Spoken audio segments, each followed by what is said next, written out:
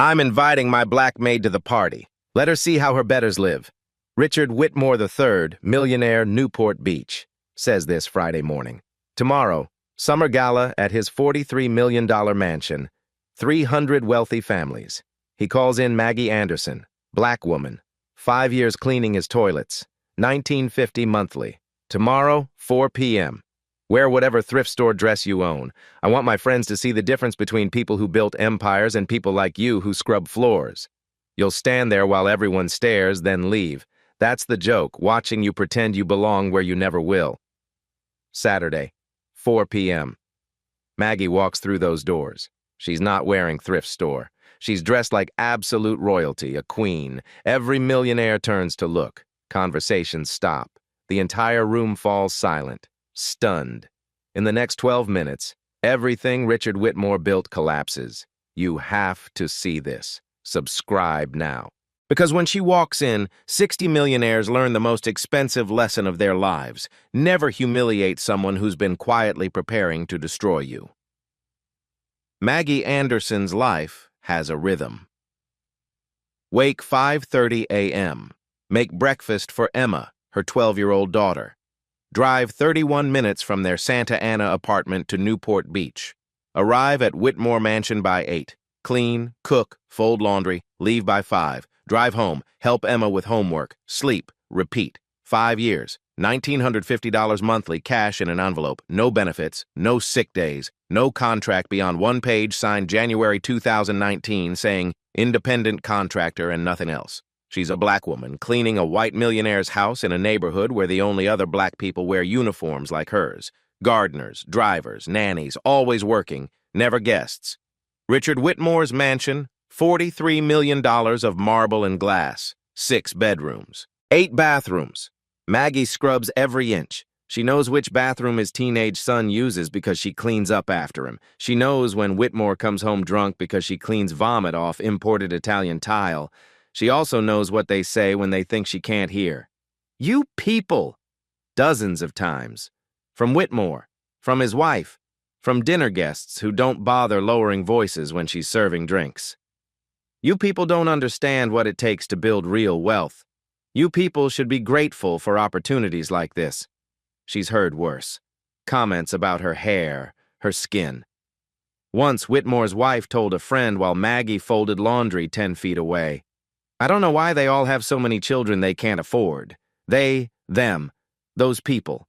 Never names, never human. But here's what they don't know.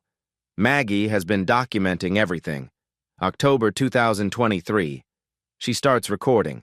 Audio only. Phone in apron pocket. 52 files now. 8 hours, 12 minutes total, Whitmore's voice. Instructions violating California labor law, comments crossing every line. She also keeps a spreadsheet. 312 entries. Every week for 5 years. Hours worked versus hours paid. Tasks assigned versus job description. Every unpaid overtime.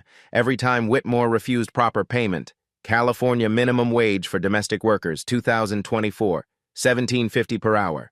40 hours weekly, 4 weeks monthly, $2,800 minimum. She gets $19.50. Difference, $8.50. Every month. Stolen. 5 years. $51,000 stolen while she was told to be grateful. 2 weeks ago, something changed. May 25th. Domestic Worker Support Group. Church basement, Santa Ana. That's where she meets Emma Clark. White woman, 29, runs Labor Watch Orange County blog. 85,000 followers. Emma specializes in taking down employers who think they're untouchable. Emma reviews Maggie's files. The audio, the spreadsheet. Looks up with something like awe. You've been building a case for 8 months. Does it matter? Maggie asks. Who believes me over him? Everyone, Emma says. Once we make them see you first, once they see you as human, evidence matters, but first they have to see you. Emma tells her about the non-profit donor network. Armani dresses, Louboutin heels, donated by wealthy women wanting to help working women fight back. Strategic visibility. If someone invited you into their world as a joke, Emma says carefully, what if you showed up in a way that forced them to see you differently, as exactly who you are, a woman who knows her worth, but in a package they can't dismiss? 3 days later, the invitation arrives. "You're invited! Come as you are!" followed by 3 laughing emojis. Maggie stares at those 3 laughing emojis for a long time. Then she calls Emma. "He just made a mistake." "The biggest one of his life," Emma agrees. "Let's get you ready." Saturday morning, June 8th.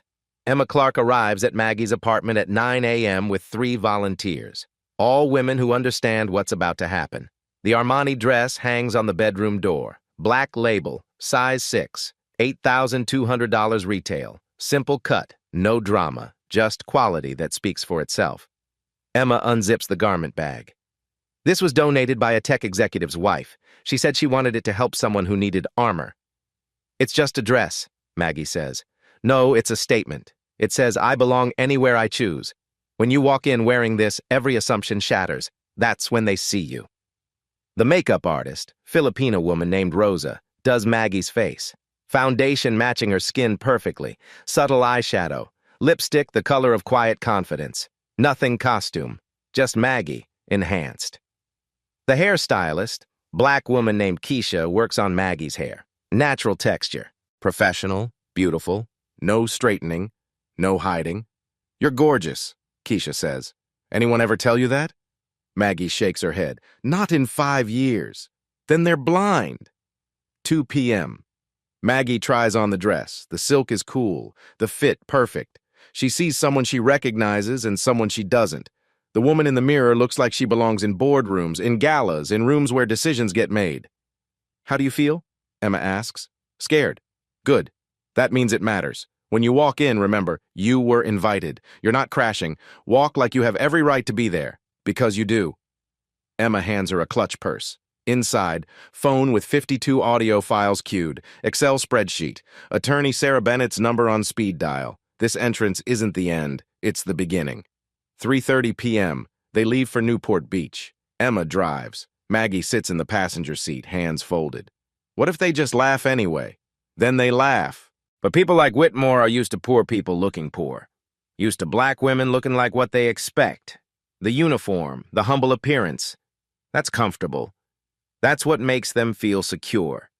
But when you walk in looking like wealth, like power, like you belong, it breaks their brains. They don't know how to process it. And in that confusion, they actually see you. For the first time, they see you as human. Once they see you as human, everything after matters. 4:05 p.m. They reach the mansion, people visible through windows, all white, all wealthy, all unprepared. Emma parks across the street. "Ready?" Maggie thinks about her daughter, about 5 years of you people, about $850 stolen monthly, about 51,000 total, about being told to be grateful, about scrubbing toilets for a man whose dinner guests mock those people while she serves drinks. She thinks about the 52 audio files. I'm ready. 4:08 p.m. Maggie opens the car door, steps onto pavement in Louboutin heels, walks toward the mansion entrance. Inside, Richard Whitmore is probably telling someone a joke about his black maid, who actually thought she was invited for real. Maggie reaches for the door handle. She opens it. 4:08 p.m. The door opens. Golden hour light floods through windows behind Maggie, backlighting her silhouette. For a moment, no one can see clearly, just a figure in a doorway backlit by California sunset. Then she steps inside. Amanda Hastings, wife of a real estate investor, sees her first. Her champagne glass stops midair, freezes, her brain trying to process something that doesn't compute. This is not what was supposed to happen. Jeffrey Chen, venture capitalist beside Amanda, turns to see what she's staring at. His conversation dies mid-word. Acquisition hangs unfinished. Then someone else turns, then another, like dominoes, like a wave. 60 people, 60 conversations dying, 60 heads turning, 8 seconds for complete silence. Maggie Anderson walks in wearing an $8,000 Armani dress that fits like it was made for her. Black, simple, elegant, quality that speaks its own language. Louboutin heels, red bottoms flashing with each step on white marble. Click, click, click. She doesn't look around nervously, doesn't apologize with her posture, doesn't shrink. She walks straight ahead, shoulders back, chin level, making eye contact. The walk of someone who knows exactly where she belongs. She is not wearing thrift store. She is not wearing Walmart. She is not wearing what poverty looks like when it tries. She is wearing power, dignity. Every assumption they made about who she was supposed to be shattering with every step. She looks like royalty, like a queen, and 60 millionaires are completely stunned. Richard Whitmore sees her. His face goes through confusion. Who is that? Then recognition. Wait, that's Maggie? Then panic as his brain tries to reconcile the woman he pays $19.50 to clean toilets with the woman who just walked in looking like she owns the place. His mouth opens, closes, opens again. Maggie? Too high. Too uncertain. This was supposed to be funny. His black maid showing up uncomfortable, letting everyone see the difference. This is not that. You actually came. Maggie stops walking, 10 feet from him. Eye contact, steady, unflinching. You invited me to come as myself, Mr. Whitmore. This is myself. Thank you for the invitation. The room is so silent you can hear someone's phone buzz across the space. Then someone starts clapping. Amanda Hastings. She sets down her glass and brings her hands together. Slow, deliberate. Then Jeffrey Chen joins her. Then a woman near the windows, then 5, then 10, then 20. Not everyone. Maybe 30 out of 60, but enough. Enough to tell Whitmore this moment isn't playing according to script. Enough to tell him his joke just backfired. Some aren't clapping, they're staring, trying to understand, trying to reconcile the help with this woman in Armani. Their brains stuttering, systems crashing, does not compute. Maggie doesn't wait for Whitmore to figure out his next move. She turns toward a group near the champagne table. A Latino waiter approaches with a tray. She accepts a glass, takes one small sip, makes eye contact with 3 people, including Stephanie Hall, another black woman, a caterer who looks shocked, then slowly smiles with recognition. Maggie stays exactly 12 minutes, long enough to be seen, long enough for the moment to burn into memory, long enough for every phone to come out. She sets down her glass, half full, walks back toward the door. As she passes Whitmore, he forces a laugh. Nobody joins him. Well, that was quite an entrance. Maggie stops, turns, looks at him. Doesn't say anything, just looks. The kind of look that says, I see exactly who you are. Soon everyone else will too. Then she walks out into 4:20 p.m. sunshine. Behind her, Amanda Hastings is already posting to Instagram. Photo of Maggie mid-stride, Armani dress catching light, Louboutin heels, absolute confidence. Caption, when your boss invites you as a joke but you show up as a queen, followed by crown emoji and hashtags for dignity, black excellence, and respect. 4:23 p.m., post goes live. 6 p.m., 45,000 shares. Midnight, 1.2 million views. Sunday morning, 2.3 million people have seen Maggie Anderson walk into that room. Richard Whitmore's life is about to change forever. 6:12 p.m., Amanda Hastings' Instagram post, 340 likes in 8 minutes. The algorithm notices, pushes it to explore pages, to hashtags, to people following wealth, fashion, social justice. By 7 p.m., someone has screen-recorded video. 4 minutes, 23 seconds. Maggie's entrance, the silence, Whitmore's failed humor, the applause, his face. It hits TikTok with hashtags, Made in Armani, Black Queen, Dignity Wins. 9 p.m., 340,000 views. 10 p.m., 1.2 million. Comments explode. This is how you handle disrespect. She didn't say much. That entrance said everything.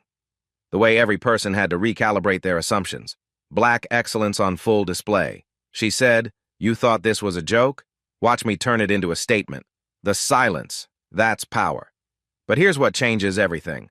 The video doesn't just go viral in black social media or labor advocacy circles. It goes everywhere. Newport Beach Country Club members sharing it, real estate networks discussing it, white suburban moms sharing it with "This is important" captions. Everyone has an opinion. Some comments. Why is this news? She just wore a dress? Probably borrowed it. Making something out of nothing. Playing the race card. But the majority, you can see the exact moment they realized she wasn't the punchline. 5 years of disrespect answered in 12 minutes. This is what refusal looks like. Because here's the thing. When a black person refuses the box you built, refuses the script you wrote, shows up as fully human in a space designed to deny their humanity, it forces everyone to confront the fact that the box existed in the first place. 8:15 p.m. Whitmore's phone rings. John Bradford, major investor. Rich, we need to talk about this video. What video? The one with 2 million views of you trying to humiliate your housekeeper. Check your phone. Whitmore opens Instagram, sees the post, sees comments, sees his name mentioned 8,000 times, sees Newport Beach racism trending. His stomach drops. 8:32 p.m. Martinez Holdings calls. Richard, the board has concerns about optics. 9:01 p.m. Board member Stevens. Rich, what the hell? My daughter's friends are calling me racist by association. 9:45 p.m. His wife Diane comes downstairs. Richard, my phone has 300 messages. My book club is asking if we're racist. The school is calling. What did you do? I invited her as a joke. How was I supposed to know she'd show up looking like that? Like what, Richard? Like a human being with dignity? 10:40 p.m. Whitmore calls his attorney. Fire her, tonight. Send termination immediately. Attorney David Ross hesitates. Rich, terrible timing. It'll look like retaliation. I don't care. She made me look like a fool in my own house. Send it now. 11:58 p.m. The email arrives in Maggie's inbox. Subject, immediate termination of independent contractor agreement. Effective immediately, your independent contractor agreement with Whitmore Luxury Properties is void. Final payment processed within 7 business days per California law. No further communication necessary. This decision is final. 63 words. Cold, legal, vindictive. Maggie reads it on her couch. The Armani dress is back in its garment bag. Louboutin heels back in their box. She's wearing sweatpants. Her daughter asleep in the bedroom. She forwards it to Emma Clark. He took the bait, Emma calls immediately. He fired you 12 hours after the video went viral. He's panicking. This is mistake number 2. What was mistake 1? Inviting you. Sunday morning, 8 a.m. Maggie's phone, 82 missed calls, 340 texts, 50 media requests, local news, national outlets, BET, The Root, Essence, CNN. Everyone wants to know who is the woman in the Armani dress. Emma screens every call, creates media strategy. This isn't about fame. This is about justice. 9:30 a.m. Emma posts to her blog. The woman in the video is Maggie Anderson. Black, single mother, worked for Richard Whitmore 5 years, cleaning his mansion for $1,950 monthly, $850 below California minimum wage. Last night, 12 hours after 2 million people watched her walk into his party with dignity, he fired her via email. Here's why that matters. The post includes screenshots, termination email, pay stubs, the one-page contract saying independent contractor and nothing else. 30,000 views in 40 minutes. Meanwhile, across America, domestic workers watch the video on repeat. Black women who clean white houses, Latina women who raise white children, Asian women who care for white elderly. They're watching Maggie walk into that room, and they're seeing themselves, seeing possibility, seeing what happens when you refuse the script. Some start remembering their own stories, their own evidence, their own stolen wages, their own "you people" comments, their own moments of being treated as less than human, and some start thinking, maybe I don't have to accept this anymore. This is bigger than one viral video. This is bigger than one Millionaire's party. This is about to become something Richard Whitmore never saw coming.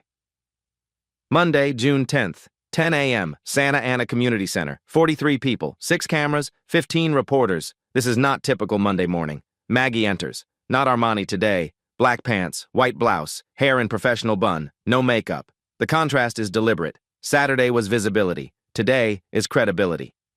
She walks to the podium. Emma Clark beside her with laptop. Attorney Sarah Bennett sits at the table. Reporters settle, cameras focus. Maggie takes a breath.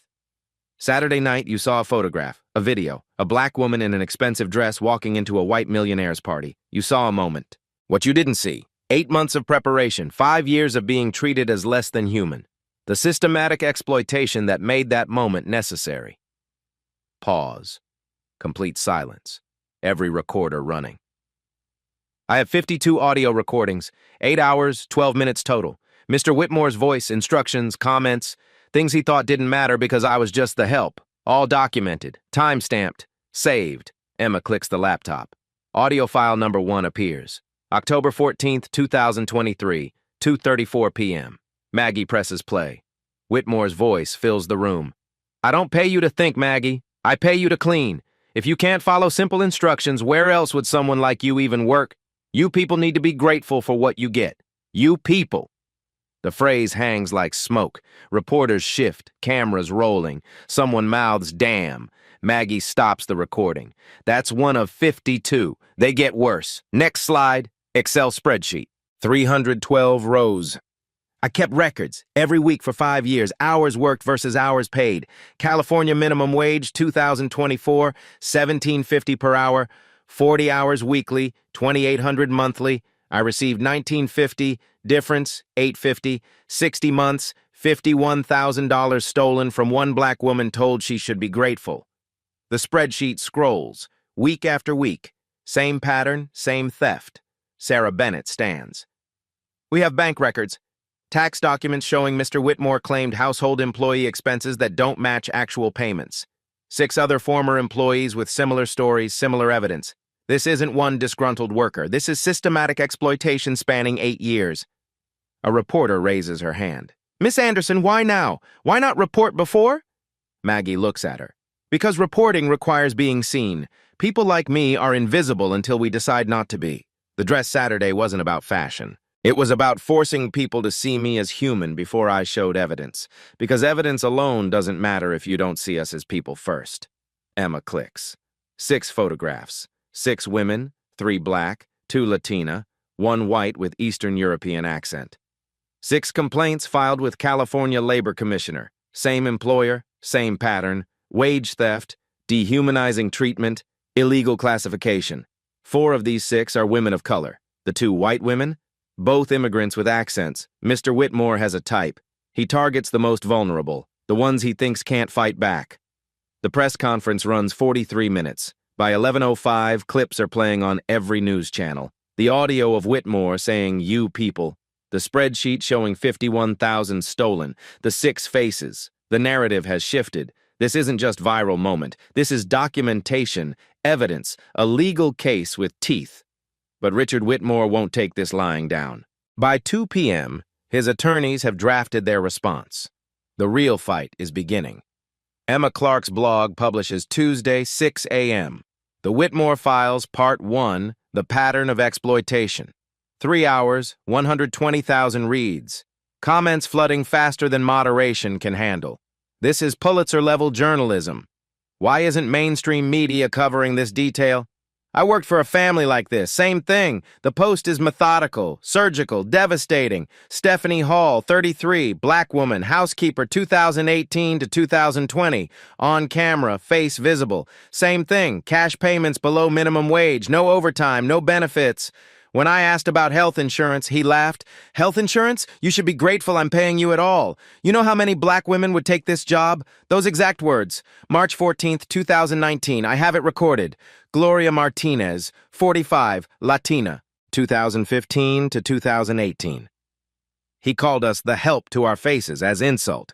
Told guests I was one of the good ones because I didn't complain and knew my place. When I asked for minimum wage, he said he could replace me with someone less demanding within 24 hours. Like wanting legal wages is demanding. Maria Santos, 38. Latina immigrant, Guatemala, legal resident, 2016 to 2019. He made comments about my English, my accent.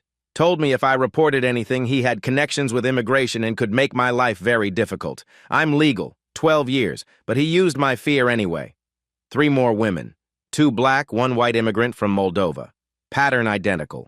Hired as independent contractors avoiding taxes, paid cash below minimum wage, subjected to dehumanizing comments about race or origin, terminated without cause when they questioned treatment.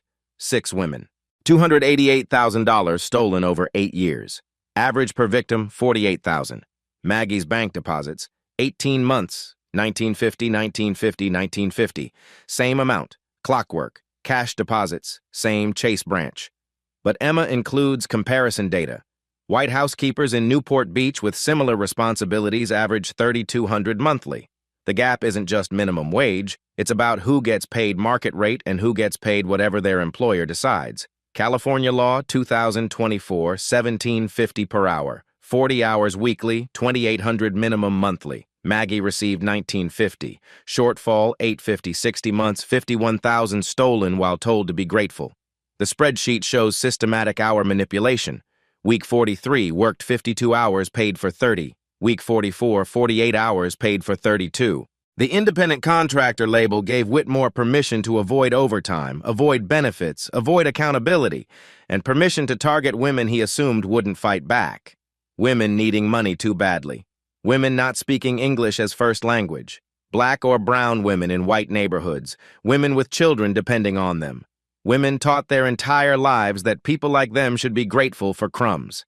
This escalates from civil wage theft to potential federal crime. Richard Whitmore's tax returns obtained through legal discovery show household employee expense deductions totaling $68,000 annually. Schedule C, line 28. Claimed every year 2021 through 23. Total, $204,000 over 3 years. But Maggie's actual cash payments, $1,950 monthly times 12 equals $23,400 annually. Discrepancy, $44,600 yearly. Times 3 years, $133,800 unexplained deductions. Two possibilities. Either Whitmore is lying to the IRS about household employee expenses for larger tax deductions, or he's paying additional cash under the table to other workers and not reporting properly. Either way, federal tax evasion.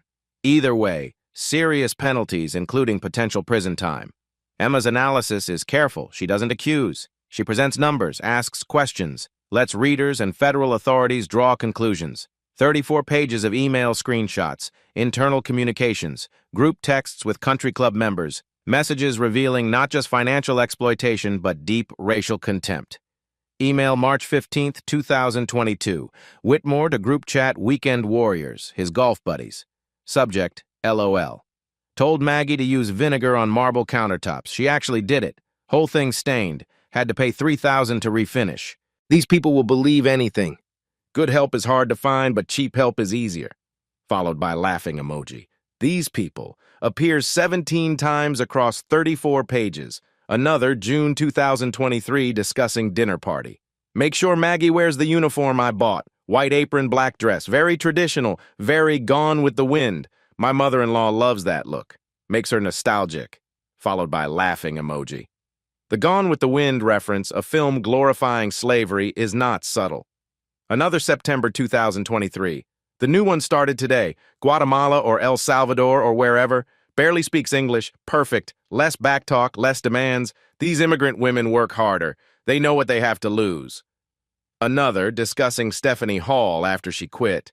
S finally left. Good riddance. She was getting too comfortable. Started asking about health care, about overtime. I don't need that attitude. Plenty more where she came from.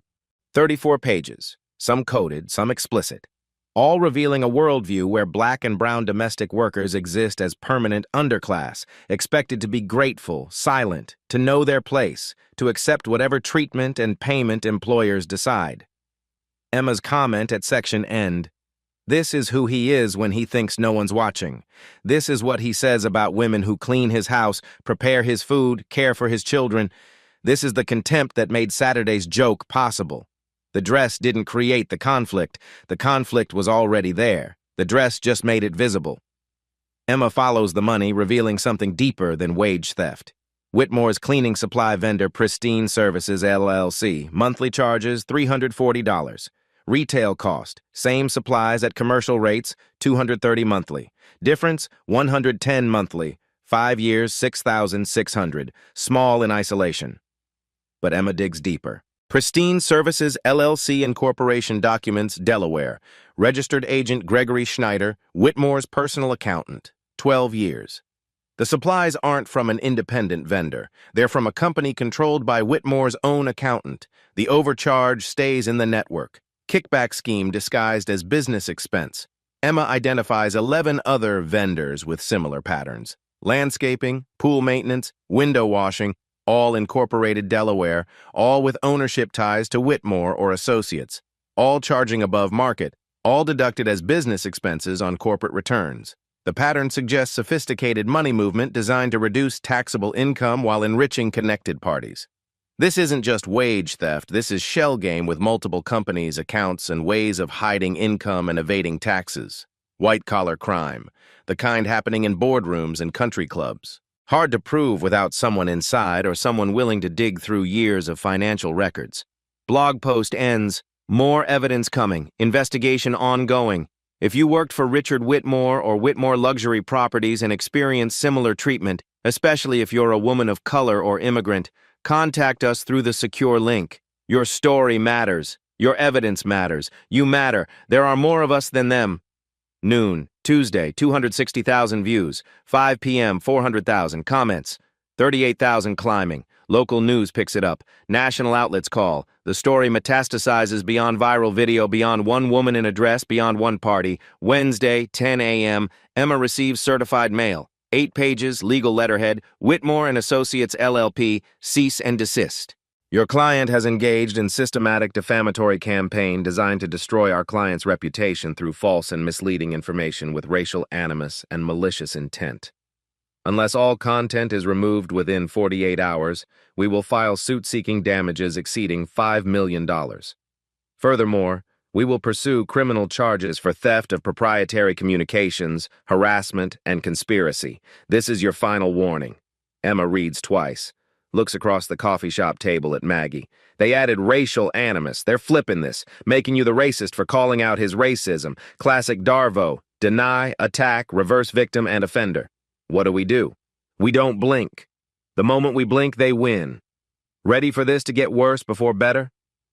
Maggie thinks about her daughter, about rent, about no longer having income, about the 52 files and 312 entries and $850 stolen monthly for 5 years while told to be grateful.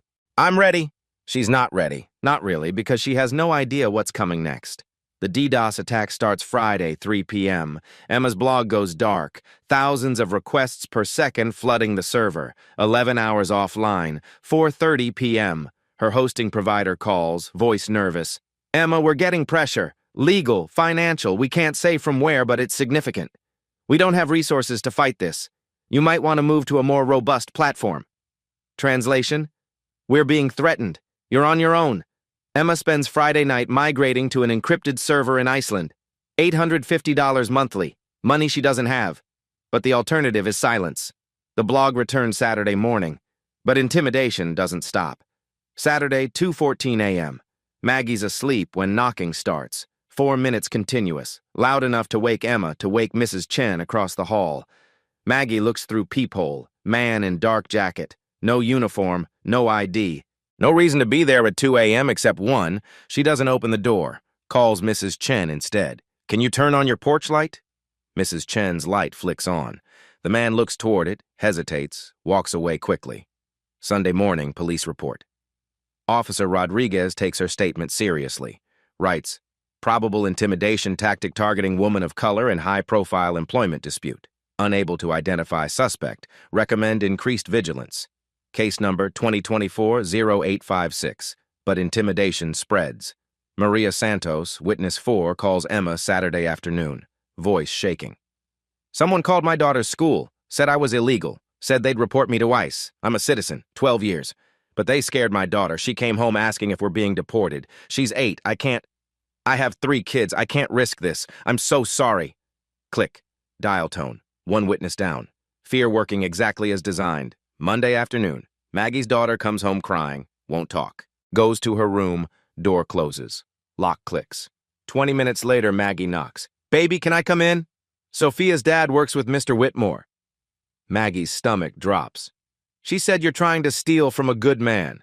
Her dad told her people like us play the race card when we get caught being lazy and entitled. People like us. 12 years old, already learning the language. Mom, what's the race card? Am I supposed to be embarrassed? How do you explain to a 12-year-old that telling truth about racism gets called playing the race card? No, baby, you're never supposed to be embarrassed for telling truth, even when it costs you. Tuesday. Emma's blog traffic drops 60%. Not because people aren't interested, but mysteriously posts aren't showing up in searches, aren't being promoted by algorithms. Someone with resources is making her voice quieter. Wednesday. Whitmore's attorneys file preliminary injunction motion. Court order to force Emma to remove all blog content pending defamation resolution. Hearing July 8th, Thursday. Maggie checks her bank. $1,240. Rent due July 1st, $1,650. She applies to 8 housekeeping positions. 6 don't respond. 2. Position filled. 1 rejection, sent by mistake, includes forwarded message. FYI, this is the woman from the video. Rich Whitmore says she's trouble. FYI, they're not even hiding it. The blacklist is real. Friday evening, 2 a.m., Maggie at kitchen table. Can't sleep. Daughter crying herself to sleep every night. Emma's blog under attack. Witness backing out. No income. Rent due in 8 days. Legal threats mounting. She opens the photo on her phone. Herself in Armani. That woman feels like someone else. Like borrowed identity for 12 minutes. "Who was she?" Maggie whispers. "That's not me. I'm just Maggie. Black woman, single mom, housekeeper, no job, no money, no safety net, just scared." The 52 audio files, the 312 entries, evidence that suddenly feels meaningless against real consequences. Against daughter being bullied. Against rent she can't pay. Against a system protecting men like Whitmore. Maybe he's right. Maybe she should have been grateful. Maybe if she'd stayed quiet, her daughter wouldn't be crying. Her finger hovers over Emma Clark's contact. Types, "I think we should stop. This isn't worth what it's doing to my daughter. Can't press send. Can't delete it. Just frozen between surrender and stubbornness, between protecting her child and teaching her child that some fights matter more than safety." The night outside is silent. Newport Beach, where Whitmore sleeps in his $43 million mansion, probably sleeps easy. His attorneys on retainer, his network protecting him, his reputation damaged but bank account fine, his children not being bullied. While here in Santa Ana, Maggie sits in dark, wondering if the Armani dress was worth losing everything, wondering if refusing invisibility is worth the price of being seen, wondering if dignity matters when you can't pay rent. 3 a.m., 3:01, 3:02, clock ticks. The night gives no answers, just silence, and the weight of impossible choices between dignity and survival. Late June feels like drowning. June 28th, 3 days until rent. June 29th, 2 days. June 30th, tomorrow. Bank balance, $1,240. Rent, $1,650. The math doesn't work. Her daughter stopped talking about school, just comes home, straight to room, door closes. Sometimes Maggie hears crying, soft, muffled, the sound of a 12-year-old trying to be strong but failing. Emma Clark's blog traffic continues declining, 60% fewer readers, nonprofit donors backing out, too controversial, don't want to be associated with racial allegations, too political, support melting like ice. Maggie hasn't told her daughter about rent, hasn't told her they might have to move, hasn't told her that fighting for justice might cost them their home. Friday, July 1st, rent due. Maggie opens her laptop, stares at email draft she started 3 days ago but can't finish. "Dear Miss Johnson, I am writing to inform you that I will be unable to pay rent in full." Can't type the words, can't admit defeat in writing. 2:38 a.m. Apartment dark except phone glow. She opens the photo. The entrance, the Armani dress, the moment she thought would change everything. Who was that woman? She thinks. Not me, just someone I pretended to be for 12 minutes. Someone who could afford to fight back. Someone brave. I'm not brave, I'm just tired. She opens text thread with Emma. The unsent message still there. I think we should stop. Thumb hovers. This would be easy. One press. Call Whitmore's attorneys tomorrow. Accept whatever settlement, sign the NDA, take the money, pay rent, protect her daughter, go back to invisible, back to the help, back to accepting this is how the world works. She can almost feel the relief, the weight lifting, the fight ending, safety returning, her daughter safe. No more bullying, no more threats, no more 2 a.m. knocking, just quiet, just survival, just normal. Except normal was the problem. Normal was $850 stolen monthly. Normal was you people. Normal was teaching her daughter that black women who clean houses should be grateful for crumbs. But fighting back broke her daughter anyway. So what's the point? What good is dignity if your child is crying? What good is justice if you can't pay rent? 3 a.m., 3:01, 3:02, clock ticks. Maggie hasn't moved, hasn't deleted the message, hasn't sent it, just sits in paralysis of impossible choices. Outside, Santa Ana begins its slow wake. Garbage trucks, early commuters. The city of people who work before dawn so the world functions. Invisible people, essential people, disposable people. Maybe they're right, she whispers. Maybe I'm making too big a deal. Maybe dignity is a luxury I can't afford. Her phone screen goes black. She doesn't wake it, just sits in total darkness. This is the moment 90% quit. Not because they're weak, because the system is designed to make quitting the only rational choice. Because exhaustion and isolation and financial pressure and threats to children aren't accidents. They're features. They're how power maintains itself. 3:15 a.m. Still hasn't moved, still frozen. Then her phone buzzes, loud in silence. She jumps. Notification. GoFundMe. $50 donated. Message. I'm a black woman. I was a housekeeper too. 20 years. Never spoke up. Watching you fight makes me wish I had. You're not alone. Don't stop. Please don't stop. Another notification. $20. From a domestic worker in Texas. 100. From someone told to be grateful. 25, 50, 200. 42 donations in 6 minutes. $2,840. Messages. Don't stop. We see you. You're fighting for all of us. Your daughter will understand someday. For my grandmother who cleaned houses in Jim Crow South. Tears come, not from despair, from something else, something she'd forgotten, from remembering she's not alone, from remembering her fight matters to people she's never met, from remembering that dignity isn't luxury, it's necessity. She deletes the unsent message, types new one. Still fighting, let's finish this. The GoFundMe wasn't started by Emma Clark, wasn't started by Maggie, wasn't started by anyone they knew. Maria Gonzalez, domestic worker organizer, Los Angeles, 43. Cleans houses in Beverly Hills, saw the video, read Emma's blog, recognized every pattern from her own 20 years. Tuesday, 6 a.m., she creates fundraiser. Legal defense fund for Maggie Anderson and all domestic workers fighting back. Goal, $15,000. Noon, $23,000. 5 p.m., $42,000. Day 3, $89,340 from 1,823 donors. Average donation, $49. Not from billionaires. From housekeepers, teachers, nurses, students, retirees, people who understood what it costs to fight back. Comments read like collective testimony. This happened to me in 2019, but I stayed quiet. Seeing Maggie fight makes me wish I hadn't. My mother cleaned houses 30 years. Same treatment. She died never seeing justice. This is for her. I'm a labor attorney. Taking cases pro bono, DM me. My grandmother was domestic worker during Jim Crow. She would have loved this. Donating in her memory. Something Whitmore didn't anticipate. Every attempt to silence Maggie creates more noise. Every threat generates more support. The Streisand effect meets grassroots solidarity. 43 domestic workers post video testimonials with hashtags for Maggie evidence. Domestic workers unite and Black women matter. Black, Latina, Asian, immigrant women.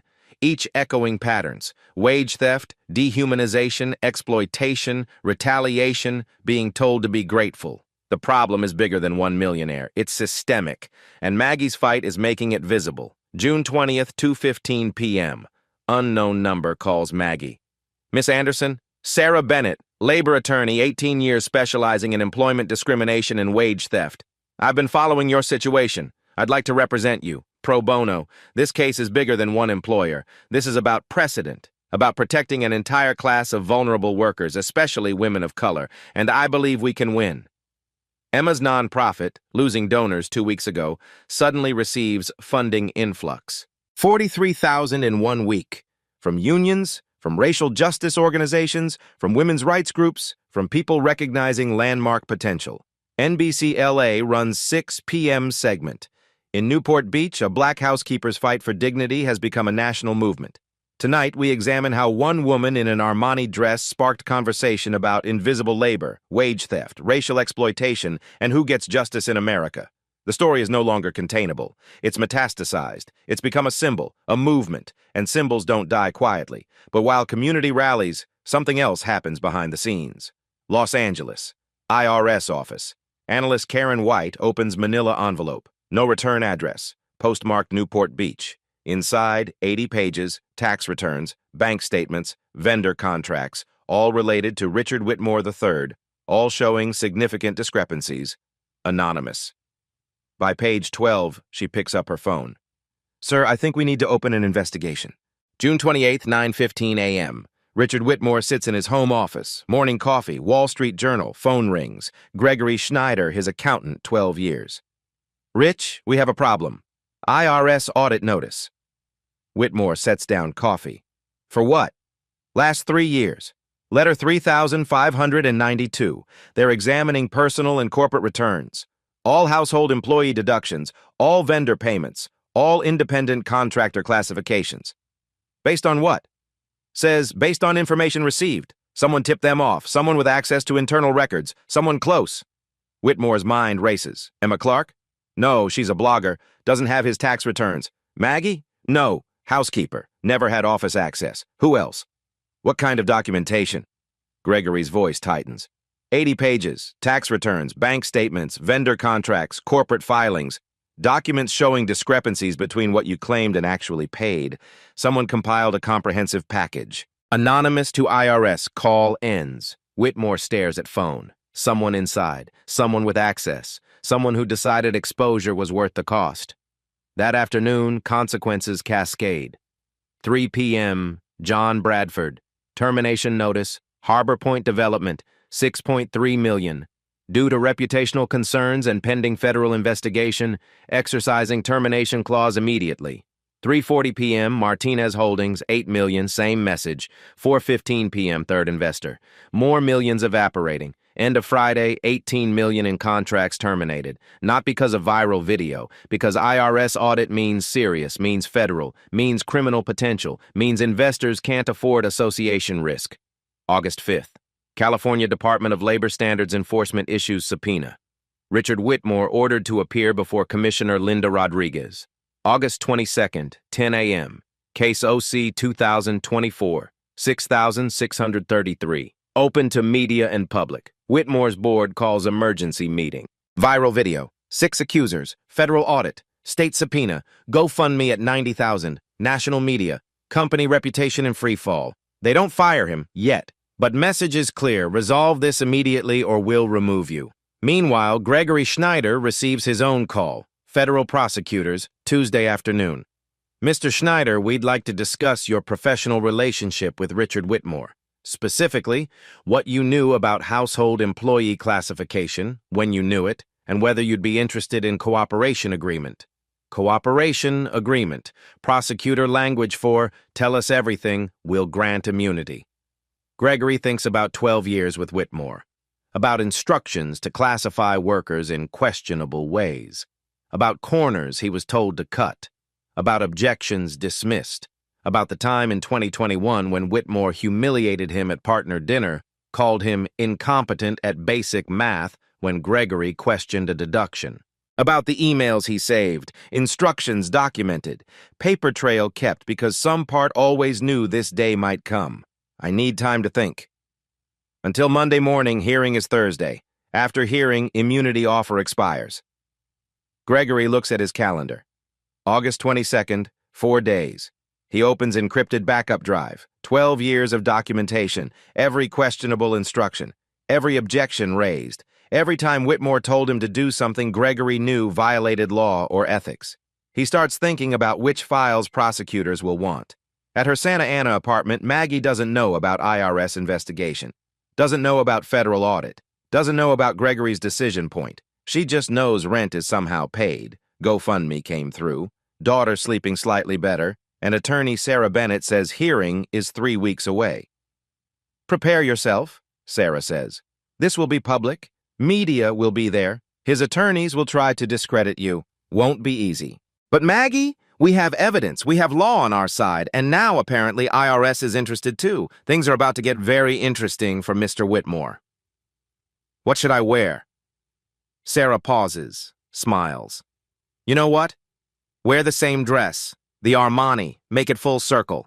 You started this fight in that dress. End it in that dress. Show them dignity doesn't change based on location. Maggie thinks about the borrowed dress, about calling Emma to arrange borrowing it one more time. Okay, one more time, let's finish this. August 22nd, 2024, 9:52 a.m., Room 4B, California Department of Labor Standards Enforcement, Santa Ana. 80 seats, 140 people. Overflow in hallway, 6 cameras, 15 reporters. Not a normal labor hearing. 9:58 a.m. Door opens. Maggie Anderson enters wearing the Armani dress. The same dress from June 8th. Black label. Simple cut. The dress that started everything. Room reacts. Gasps. Murmurs. Cameras clicking. Reporters typing. Commissioner Linda Rodriguez, Latina woman, 51, 23 years in labor law, looks up. Raises eyebrow. almost smiles. Counsel, that's quite a statement. Sarah Bennett stands. My client is making a point, Commissioner. She began this journey in this dress when invited to a party as a joke. She's ending it in this dress to demonstrate dignity doesn't change based on location. She's the same woman whether cleaning toilets or testifying under oath. Noted, proceed. Maggie sits, hands steady, breathing controlled. She's ready. 10:15 a.m. Testimony begins, hand on Bible. State your name. Margaret Anderson. Your relationship to defendant? His housekeeper 5 years, January 2019 through June 2024. Describe your typical work week. Monday through Saturday, 8 to 5, sometimes later. No documented breaks, no overtime compensation, $19.50 monthly cash. And Mr. Whitmore frequently made comments about my race, called me you people, made jokes about the help while I served them. Told people I was one of the good ones when I stayed quiet. Sarah projects spreadsheet. 312 entries, pattern undeniable. California minimum wage 2024, $17.50 per hour, 40 hours weekly, $2,800 monthly minimum. Miss Anderson received $19.50, difference $8.50, 60 months, $51,000 stolen from one black woman told she should be grateful. Audio file 23 plays. Whitmore's voice. I don't pay you to think, Maggie. You people need to understand your place. Clean, don't think. If you can't handle that, plenty more where you came from. You people. Echoes in silent room. 11:30 a.m. Whitmore's attorney attempts defense. Commissioner, my client maintains Miss Anderson was independent contractor, free to set hours, decline work. Comments were friendly workplace banter, not racial harassment. Miss Anderson is misinterpreting cultural differences as discrimination. Commissioner Rodriguez leans forward, voice sharp. Counsel.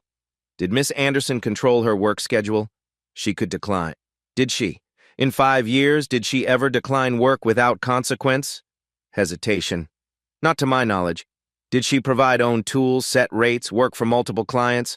The nature of domestic work, well, counsel, answer directly. No, Commissioner. Then she was employee, misclassified, and regarding friendly banter. California law is explicit. Workplace harassment includes repeated comments about race regardless of claimed intent. You people directed at black employee is not ambiguous. Next witness. 11:45 a.m. Door opens. Gregory Schneider enters. Whitmore's face drains color. His attorney whispers urgently. Too late. Gregory walks to witness stand, sworn in, looks at Whitmore, looks away. Mr. Schneider, your relationship to defendant? I was Richard Whitmore's personal and corporate accountant 12 years. Did you have conversations regarding household employee classification? Yes. Multiple times, beginning 2018 through last year. He instructed me to classify all household staff, particularly women of color and immigrants, as independent contractors to avoid payroll taxes, benefits, overtime. I explained this was legally questionable. He told me do it anyway. His exact words, they won't complain, they need work too badly, and if they do complain, who's going to believe them over me? Complete silence. Every reporter writing, every camera recording. Why testify today? Gregory looks at Whitmore again. Because federal prosecutors offered immunity, and because I'm tired of being complicit. In 2021, Mr. Whitmore publicly humiliated me at business dinner when I questioned legality of his deductions, but mostly I'm testifying because I read the emails. I saw racial language, I saw how he talked about black and brown women who worked for him. I documented everything. I'm done protecting someone who treats human beings like disposable property. Room erupts. Commissioner Rodriguez bangs gavel 3 times. Order.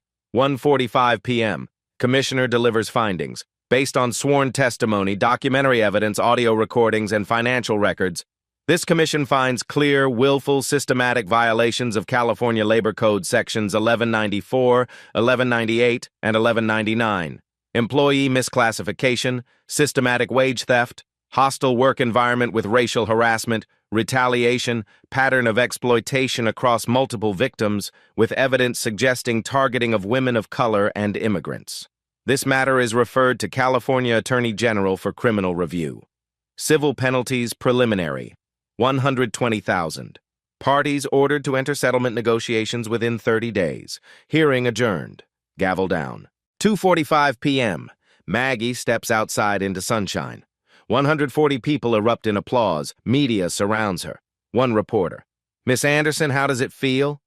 Maggie, still in Armani, looks into camera, voice calm, steady. I just wanted fair pay and to be seen as a human being. That's all any of us want. She walks to Emma's car, takes off Louboutin heels, hands them back. These hurt. Emma laughs. Beauty is pain. No, dignity isn't pain. Dignity is just dignity. It's not supposed to hurt. It only hurts when people try to take it from you.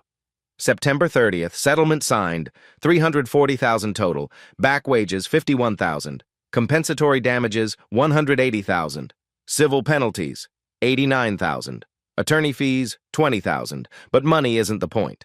Clause 12, defendant funds California Domestic Worker Training and Legal Rights Program, $2 million over 5 years, administered by Emma Clark's nonprofit, from his pocket to workers' hands. October 12th. Richard Whitmore resigns as CEO. Board statement, pursuing new leadership direction. Translation, forced out. Stock drops 34%. The empire crumbles. November 8th. California Assembly Bill 1956 introduced. The Margaret Anderson Domestic Workers Protection Act. Stricter enforcement. Mandatory written contracts. Severe penalties for misclassification. Specific protections against racial harassment. First reading, January 2025. If passed, protections for 2.3 million California domestic workers. December, the Armani dress donated to Smithsonian National Museum of American History. Exhibit February 2025. Tools of change, objects that sparked movements. Near artifacts from Montgomery bus boycott. Placard. Sometimes visibility is the first act of revolution. This dress, worn by domestic worker Maggie Anderson, reminded America that dignity has no price tag and humanity has no uniform. Maggie's daughter, Emma, now 13, comes home from school. Mom, my teacher showed the video. She said you're an example of civil disobedience. I told everyone you're just my mom. Maggie smiles. I am just your mom. Who wore a dress? Who told the truth? Yeah, that's the brave part. They invited her as a joke. 3 laughing emojis. Come as you are. They expected embarrassment or absence, so they could laugh either way. She showed up as herself. Not the self they expected, but her real self. A black woman who knows her worth, who documented every violation, who borrowed an $8,000 dress not to pretend but to force them to see her as she already was. Human, worthy, unbreakable. In showing up, in refusing their script, in walking through those doors like a queen when they expected her to crawl, she changed everything. If this moved you, share it. Subscribe for more stories where justice wins. Remember, dignity isn't something they give you. It's something you carry, no matter what you wear, what you do, where you come from, or what color your skin is. One millionaire thought he could humiliate a black maid. Instead, she walked in like royalty. And 60 millionaires learned the most expensive lesson of their lives. Never underestimate someone who's been quietly preparing to destroy you.